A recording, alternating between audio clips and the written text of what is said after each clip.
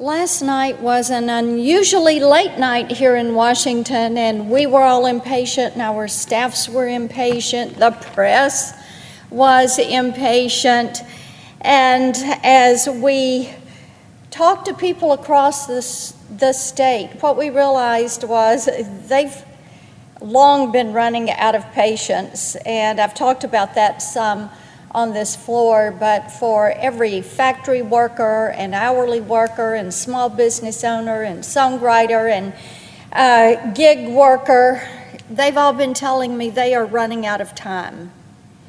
And they have just really been very anxious for what was going to come about out of this chamber.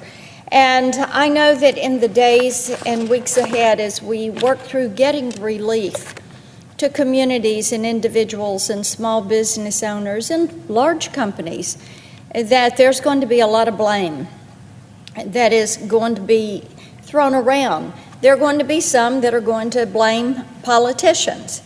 There are others that are going to blame the way the economy is structured. There are others still who are going to blame the healthcare system. But I will tell you, I think that there is a necessity to have a discussion about why we do have this current crisis, and it is because of the leadership of the Chinese government, the People's Republic of China, that leadership in Beijing.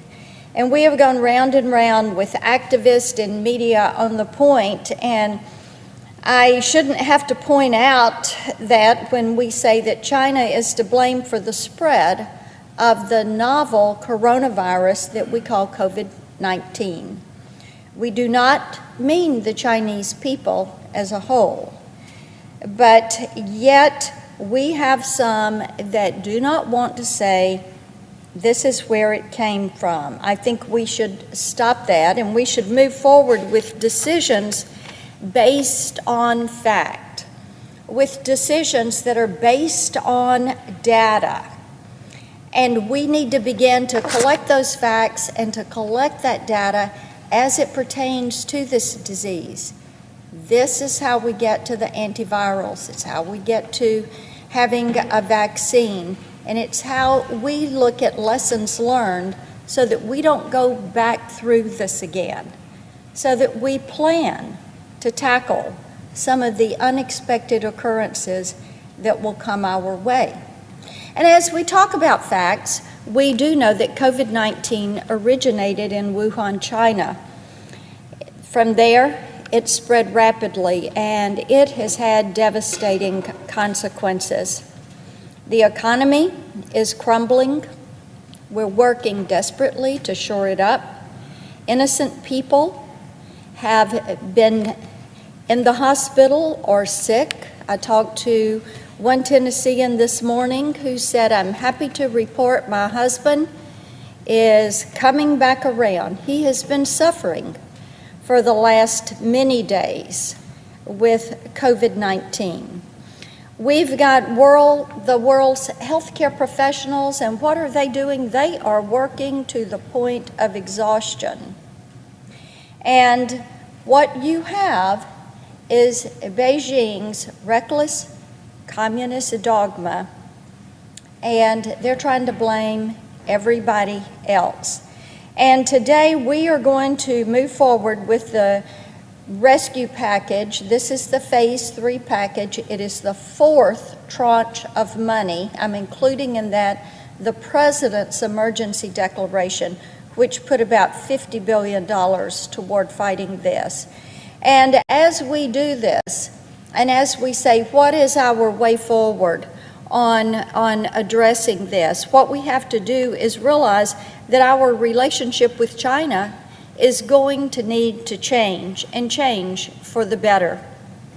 There is no denying that the way they have conducted themselves has put that relationship on dangerous ground. And today I invite my colleagues to support the bicameral Senate Resolution 553 and acknowledged that Beijing intentionally spread misinformation to downplay the severity of COVID-19 and baselessly denied the risk of person-to-person transmission of the disease.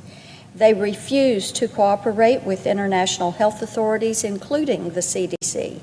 During the early days of the outbreak, they censored doctors and journalists. We all remember what happened with the late Dr. Lee when he tried to give us the warnings, and on top of everything else, they maliciously ignored the health and safety of ethnic minorities. Mr. President, this is the easy part. The facts are there.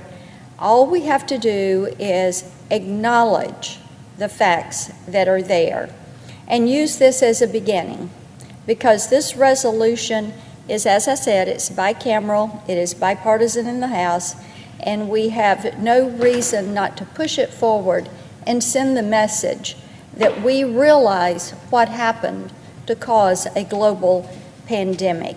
And after we acknowledge Beijing's gross malfeasance, we're going to adjust the way we think about China in the context of the economy, of our national defense, technology, human rights, and pharmaceutical manufacturing.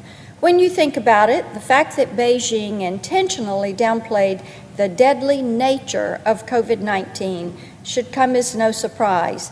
For decades, China has made a business, it has been their business, to search out our vulnerabilities, exploit those vulnerabilities, and then what do they try to do?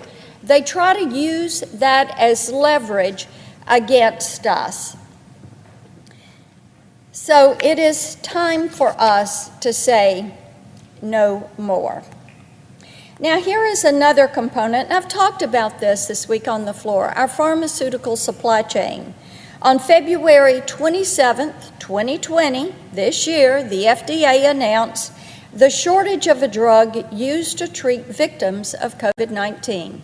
Imagine that. There was a drug shortage. They attributed the shortage to difficulties obtaining the active ingredient in this pharmaceutical. The active ingredient, they are called APIs.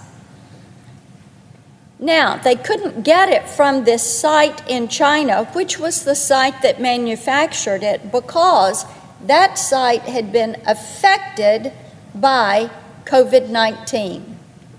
So here we are. We need this component to go into a pharmaceutical. We cannot get it because the factory that produces this has been affected by COVID-19.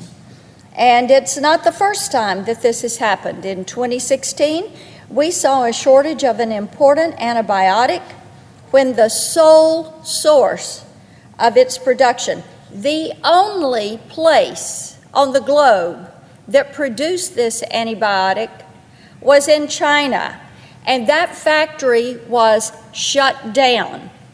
Couldn't get it. Our vulnerability is not limited to one drug or even just a handful of drugs. In 2007 and 8, 246 people died after taking a contaminated blood thinner that came directly from a factory in China. They died, 246 people, just like that. Routine inspections didn't catch the contaminant, and the drugs flowed right into our medicine cabinets. 2010, regulators have also found serious problems with batches of thyroid medication, muscle relaxers, antibiotics. And this week I got an email from a Tennessean. He said, "I saw what you said on the floor, and I want to let you know I take a heart medication, and it was just recalled because it contained a carcinogen, and it was made in China." Think about this. These are the pharmaceuticals we take to return ourselves to health and wellness, to manage chronic conditions. And here we have example after example of things that are contaminated, are not what they're intended to be. These are basic, common medications. In 2018, the FDA recalled several blood pressure medications made in China that were contaminated with cancer-causing toxins. Now, I would imagine there are a few people that come to work every day in this building that take a blood pressure medication. What if you had been taking one for a period of time and it contained the cancer-causing toxins? Americans deserve better than this from their pharmaceutical supply chain. If we allow this to continue, we are going to do so at our own peril.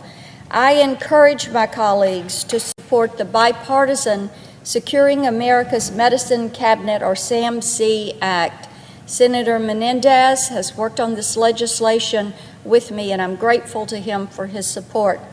Mr. President, you are working on legislation that would address some of these issues. Bring this pharmaceutical manufacturing back into the United States of America.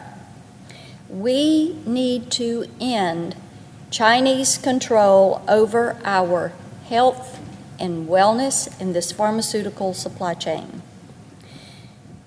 This may seem like something that is too large or too risky an undertaking, but we have already paid dearly for our reliance on Chinese drug manufacturers, and it's not going to stop, because that vulnerability is leverage in the hands of madmen in Beijing who seek nothing but power and will go to any lengths to acquire that power. They don't care who they hurt.